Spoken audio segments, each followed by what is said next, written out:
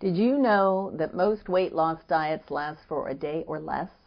Few make it to 70 hours. Occasionally, one will last for a week, and even those that have had the lap band procedure will gain most, if not all, of their weight back in 2 years. It doesn't seem like the odds for success are very high, as you've probably experienced in your own life. But is there an approach to permanent weight loss that really works? Yes, there is. And it's called hypnosis, and many people have not only shed their excess weight, but kept themselves from regaining it again. With hypnosis, the behavioral changes are made in your subconscious mind, not your conscious mind. The subconscious mind is the only place where permanent behavioral change can occur. The only way the subconscious mind can be accessed on purpose to change something is through hypnosis. Hypnosis is known as the bridge to the subconscious mind. Hi, I'm Inga Chamberlain, a behavioral therapist that's board certified in clinical and medical hypnosis. Hypnosis will enable you to make the changes and modifications in your life that are needed for permanent weight loss. Many people that I see for weight loss are on a maintenance diet. They just never thought of it that way. But how, what, and why they're eating is keeping them at their current weight, plus a 3 to 5 pound weight gain every year during the holidays. A new fad diet promoted on the afternoon TV shows promising effortless weight loss isn't the answer. One needs to make behavioral changes. Through hypnotherapy, you'll be able to neutralize the triggers that have sabotaged your attempts to lose weight and keep it off. My permanent weight loss program has 3 phases: weight loss phase, refeeding phase, and maintenance phase. The program's heart is behavioral change. Behavioral change means just what it says: changing one's behavior. An individual will change the way they think and feel about food. Although they will want food to smell and taste good, they will now look at food as fuel, nutritional fuel. In the weight loss phase, you'll acquire a taste for fruits, vegetables, fish, chicken, and reject greasy, salty, sweet, and white foods like bread, pasta, rice, potatoes. We'll discover the triggers that cause you to overeat in the first place. The first trigger always turns out to be emotional. The people I work with either know or suspect this. The "I seem to be out of control" is a tip-off. Also, the trigger foods that conventional weight loss diets allow in small quantities won't be available.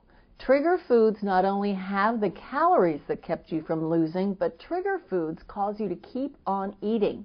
Not only more of them, but also cause you to eat more of everything. Eating even small amounts of trigger foods keeps the cravings alive. The dieter eats them and then gets depressed after eating more of them than what the diet allows, and then the dieter continues eating, hoping the food will make them feel better. Talk about a vicious cycle. Those that attempt to lose weight in this manner are doomed to fail. But with hypnosis, the cravings for the trigger foods will disappear. You won't want them anymore. You will also actually desire to exercise and will have no interest in being a couch potato.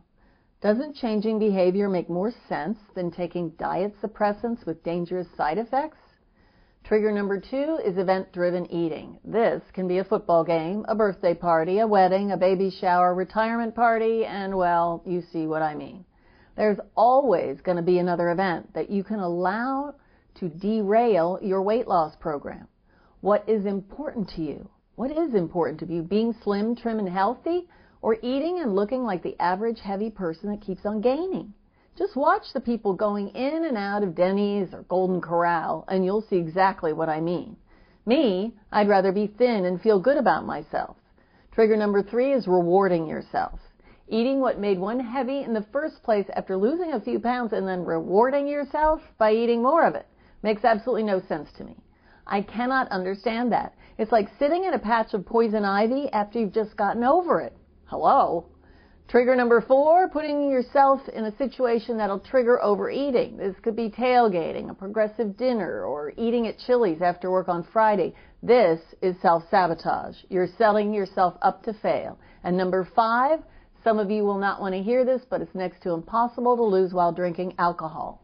Moderate drinking after refeeding is another matter. 2 glasses of wine a night times 30 days is 9,000 calories. Divide that by 3 and you have 3 extra pounds a month, or 36 extra pounds a year, plus you're frying your liver. It'll lower your inhibitions so you not only eat more, but the stats are that you eat 30% more. And probably what made you heavy in the first place. Alcohol also slows down metabolism. It could even completely stop your weight loss. Hypnosis will help you to neutralize these triggers. But if you avoid all the triggers, if you write down everything you eat in your food diary, you come to every session and listen to your CDs, miss this one and you will fail. You must be committed every single day, 7 days a week. Not 5, 5.5, or 6, but every day while you're in the weight loss phase. In this phase, you'll not be reducing your calories by thousands a day, but only a few hundred. But the math is this. If you've had a great week calorie-wise and you're down a total of 3,000 calories from Monday morning until noon on Saturday, if you let your guard down over the weekend, you'll consume your entire week's calorie deficit in maybe as little as 1 meal and won't lose any weight at all. A rib dinner at a popular Atlanta restaurant has 3,960 calories, and that doesn't even count drinks and dessert. Allow yourself to lose the weight and finish the refeeding and maintenance phases, and then you'll be able to enjoy your weekends without using food as fun. You've got to decide whether it would just be nice to lose the weight or whether you're willing to really commit yourself to the entire hypnotherapy program. I recently had 2 women start their hypnosis sessions to lose about the same amount of weight on the same day.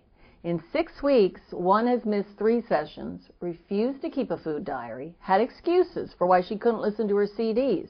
She has made no behavioral change and has actually gained a pound. The other woman has a much busier schedule, but she manages to come to her sessions. She keeps her food diary and actually listens to her hypnosis CDs twice a day. As of last week's appointment, she has lost 23 pounds. One has commitment and consistency and weight loss. The other has excuses and reasons and no weight loss. I'm Inga Chamberlain. If you're serious about losing weight, call me now for a complimentary consultation. Do it for you.